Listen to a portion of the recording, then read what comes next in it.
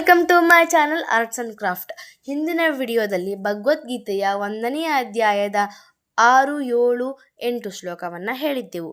ಇವತ್ತಿನ ವಿಡಿಯೋದಲ್ಲಿ ಮುಂದಿನ ಶ್ಲೋಕವನ್ನು ಹೇಳೋಣ.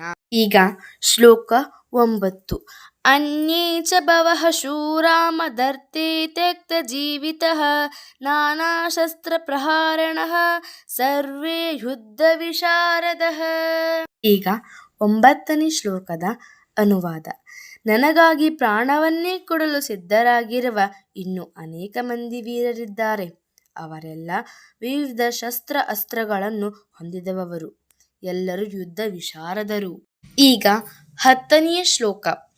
ಅಪರ್ಯಾಪ್ತಂ ತದಸ್ಮಾಕಂ ಬಲಂ ಭೀಷ್ಮಾರಕ್ಷಿತಂ ಪರ್ಯಾಪ್ತಂ ತ್ವಿದಮೇತೇಷಾಂ ಬಲಂ ಭೀಮಾರಕ್ಷಿತಂ. ಈಗ 10ನೇ ಶ್ಲೋಕದ ಅನುವಾದ.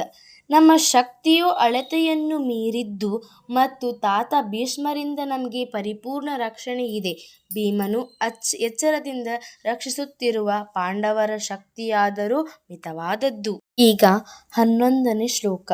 ಅಯನೇಷು ಚ ಸರ್ವೇಷು ಯಥಾ ಭಾಗವಸ್ಥಿತಃ ಭೀಷ್ಮೇವಾಭಿರಕ್ಷಂತು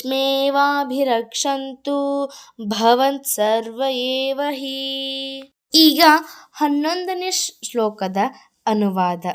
ಸೈನ್ಯ ವ್ಯೂಹವನ್ನು ಪ್ರವೇಶಿಸಲು ಇರುವ ಆಯಾ ಕಟ್ಟಿನ ಬಿಂದುಗಳಲ್ಲಿ ನಿಮ್ಮ ಸ್ಥಳಗಳಲ್ಲಿ ನಿಂತಿರುವ ನೀವು ಈಗ ಪಿತಾಮಹ ಭೀಷ್ಮರಿಗೆ ಸಂಪೂರ್ಣ ಬೆಂಬಲವನ್ನು ನೀಡಬೇಕು. ಈಗ ಶ್ಲೋಕ 12. ತಸ್ಯ ಸಂಜ್ಞನಯನ್ ಹರ್ಷಂ ಕುರುವೃದ್ಧ ಪಿತಾಮಹ ಸಿಂಹಾನಂದಂ ವಿನೋದ್ಯೋಚ್ಚೈಃ ಶಜ್ಞಂ ದದೌ ಪ್ರತಾಪವಾನ್. ಈಗ 12ನೇ ಶ್ಲೋಕದ ಅನುವಾದ. ಕುರುಕುಲ ಪಿತಾಮಹರು ಯೋಧರ ತಾತ ಪ್ರತಾಪಶಾಲಿಗಳಾದ ಭೀಷ್ಮರು ಉಚ್ಚಸ್ವರದಿಂದ ಸಿಂಹಗರ್ಜನೆಯಂತೆ ಶಂಖವನ್ನು ಊದಿದರು. ಇದರಿಂದ ದುರ್ಯೋಧನನಿಗೆ ಹರ್ಷವಾಯಿತು.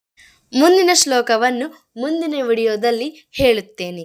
ಈ ವಿಡಿಯೋ ನಿಮಗೆ ಇಷ್ಟ ಆದರೆ ಲೈಕ್ ಮಾಡಿ, ಶೇರ್ ಮಾಡಿ, ಕಮೆಂಟ್ ಮಾಡಿ, ಹಾಗೆ ಜೊತೆಗೆ ಸಬ್ಸ್ಕ್ರೈಬ್ ಮಾಡೋದನ್ನು ಮರಿಬೇಡಿ. Thanks for watching.